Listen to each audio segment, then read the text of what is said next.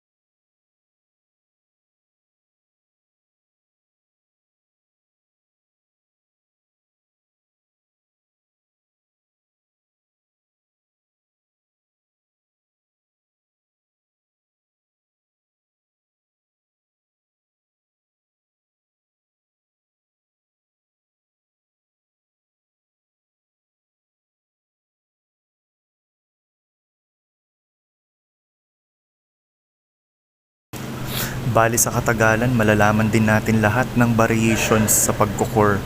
Mapaperfect din natin lahat basta tiyaga lang talaga. Salamat sa panonood guys at see you sa susunod kong challenge.